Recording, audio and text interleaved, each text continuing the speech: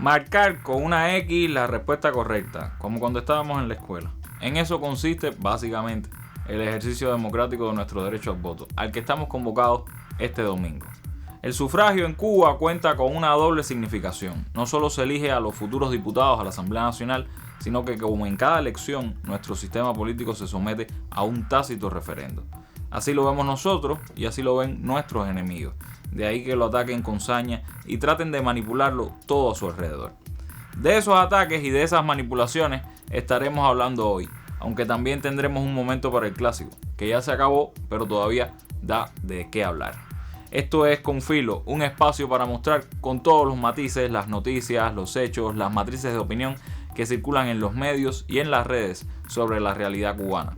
Vamos a rasgar la costura de la manipulación mediática y adentrarnos en la arista filosa de los acontecimientos.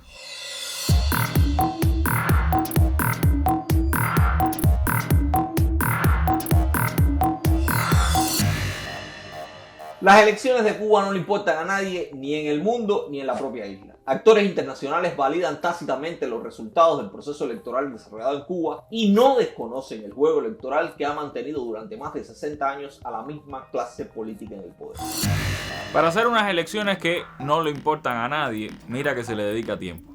Artículos, videos largos y cortos, carteles, hasta una campaña se inventaron que, bueno, digamos que es un poco paradójica. Se llama Cuba dice no, pero la idea es que la gente no vaya a las urnas. Parece resaca del referendo.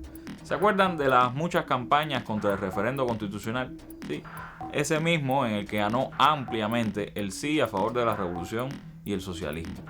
Ese referendo que ratificó y le brindó un espaldarazo democrático a una constitución que rige nuestro sistema electoral. Las elecciones cubanas no definen nada en el país. No están diseñadas para dar espacio a la alternancia en el poder de fuerzas políticas diferentes. En las elecciones cubanas no hay espacio para la competencia.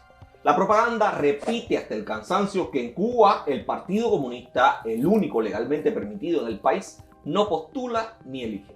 Pero esa frase es falsa, porque el Partido Comunista no es un partido electoral porque no lo necesita. ¿Para competir con quién? Si no existen otros partidos que pongan en riesgo su control del poder. Y no, el sistema electoral cubano no está armado alrededor de la noción de competencia entre distintos partidos políticos. Pero negar su carácter democrático sería equiparar de forma mecánica pluripartidismo con democracia. Y esa sería una solución tan simplona como errónea. El Partido Comunista, como tienen que admitir al final, ni postula ni elige. Y no hay en el diseño de las elecciones el requisito de militar o no en una organización política. Y en todo eso hay una reacción que se remonta a los primeros años de la revolución, frente a esas fórmulas típicas del liberalismo que, siendo francos, en Cuba no resolvieron absolutamente nada. De comprender en algunos países, si no tienen en cuenta que nuestro país había sido engañado durante 60 años por unas farsas que llamaban elecciones.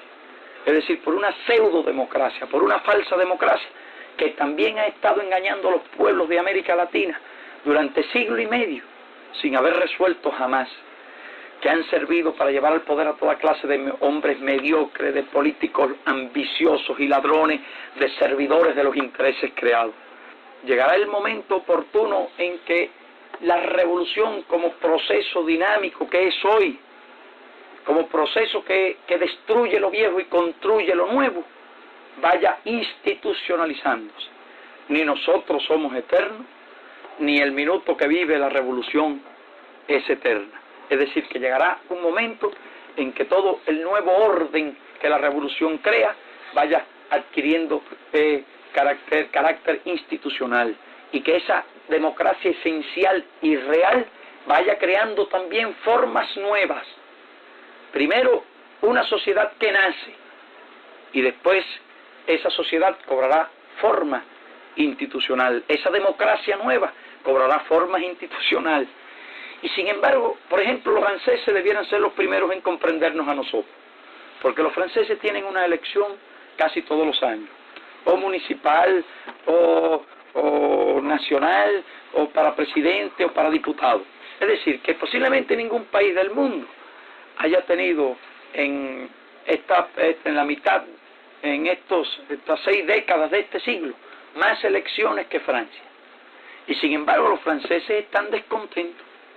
Los franceses pueden comprender perfectamente que las facciones políticas, el electoralismo, no ha resuelto ningún problema fundamental. Pluripartidismo no es necesariamente democracia, del mismo modo que la ausencia de partidos electorales no significa que seamos una cruel dictadura. Y no vamos a decir que nuestro sistema es perfecto o ideal, pero sí que garantiza participación popular, revocabilidad del mandato en todo momento, rendición de cuentas. ¿Hay cosas que mejorar en el diseño? Quizás. ¿Cosas que hacer mejor en la práctica? Definitivamente. Pero es nuestro sistema, nuestro modelo, nuestra forma de ver la democracia. Y no pueden pretender imponernos su libertad sobre la base de fórmulas y frases manidas. Y en torno a esa libertad le toca turno al bate a Gabriela Fernández, que le dará continuidad al programa anterior, que nos han celebrado bastante, dicho sea de paso. Clásico Mundial de Béisbol en la mira. Se terminó el clásico, Japón se coronó campeón y nos llevamos recuerdos maravillosos de Ohtani, Arenado y por supuesto nuestros muchachos. Alguna que otra experiencia desagradable, pero de lejitos. La peor parte le toca ahora a quienes conviven a diario con los ecos de aquella gritería infructífera.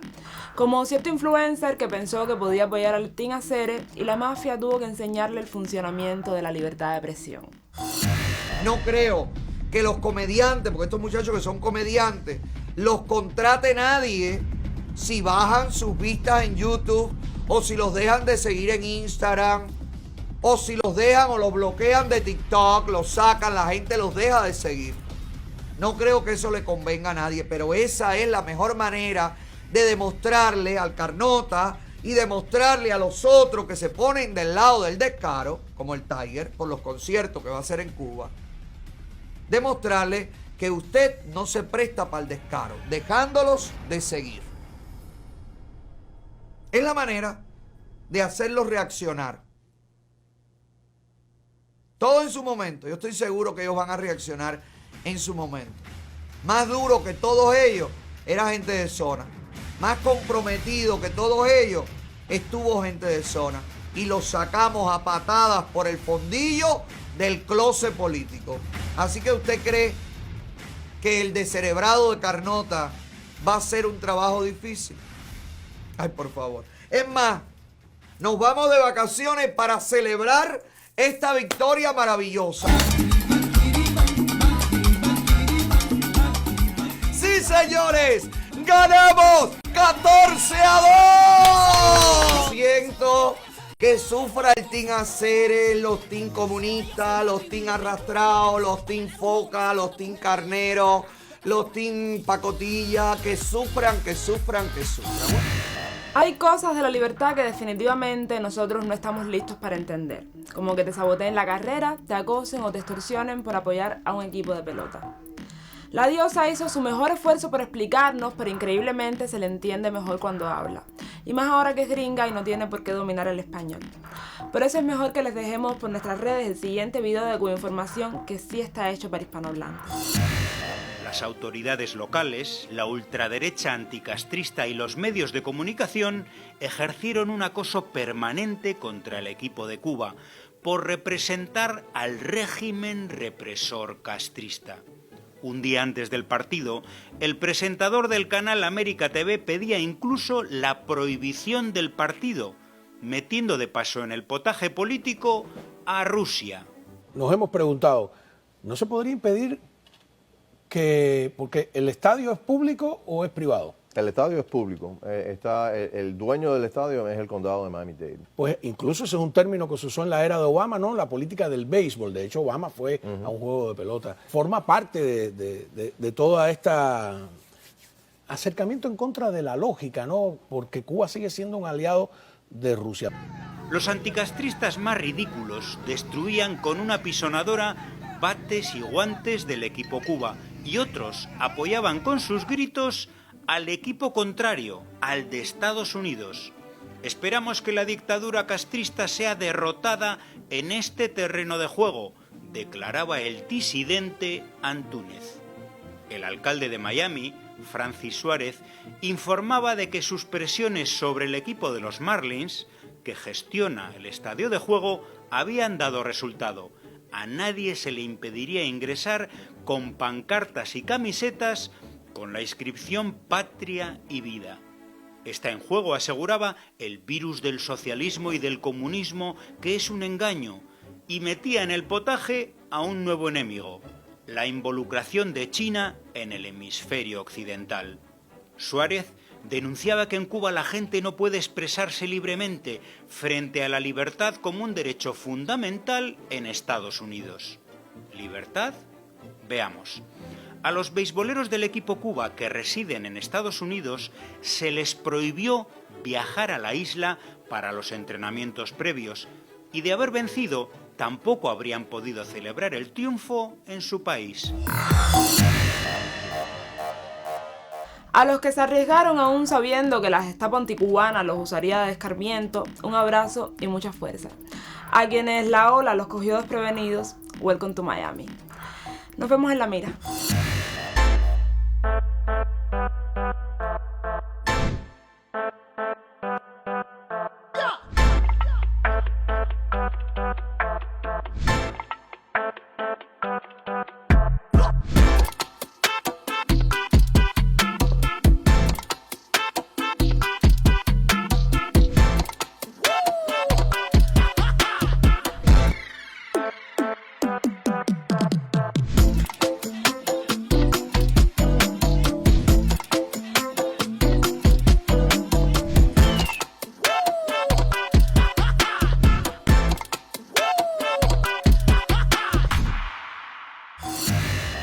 Nadie está obligado a votar.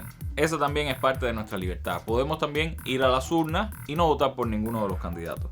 Ese también es nuestro derecho. Nadie nos va a reprimir por eso. Podemos llegarnos y marcar por un solo candidato en la boleta. O podemos marcar el voto unido, por todos. Cada uno de los candidatos necesita de más del 50% del voto popular para ser electo, incluido, maravillas de la dictadura, el actual presidente de la República. Votar es una decisión personal y es una decisión, por supuesto, política, que implica también cuánto apoyemos o no ese sistema socialista tan asediado y vituperado. Pero la mejor exhortación para acudir a las urnas no la vamos a hacer nosotros. Es muy importante que se entienda la estrategia. Queríamos una estrategia correcta y encontramos la estrategia correcta con el concepto del voto unido. Encontramos la estrategia correcta al plantear que el voto no debía dividirse, que no debía dispersarse. Y las consecuencias negativas y las injusticias que podía entrañar la dispersión y la división del voto. El problema no es que la gente vote de esa forma. El problema es que la gente profundice en su interior, en su conciencia, la razón de ser, la causa de esa estrategia del voto unido. Porque si lo veían como una cuestión de disciplina, no es lo que nosotros queríamos. Si lo veíamos como la aceptación de un ruego, de una solicitud de la revolución, no es lo que nosotros queríamos. Nosotros queríamos que no se viera la idea del voto unido como una consigna, sino como una estrategia revolucionaria. Que no se viera la idea del voto unido como un acto de disciplina, sino como un acto de conciencia, que se entendiera, que se viera que es lo más justo del mundo que podemos hacer con nuestros votos. No tenemos derecho a descansar mientras falte un voto que conquistar, mientras falte una inteligencia por persuadir, mientras falte un punto por aclarar, al pie del cañón, hasta el último minuto, hasta el último segundo. Ese tiene que ser nuestro método, ese tiene que ser nuestro estilo, para obtener no una simple victoria, sino una victoria enérgica y contundente. Un sí por Cuba, por la patria y por la revolución, que alcance todos los rincones del mundo.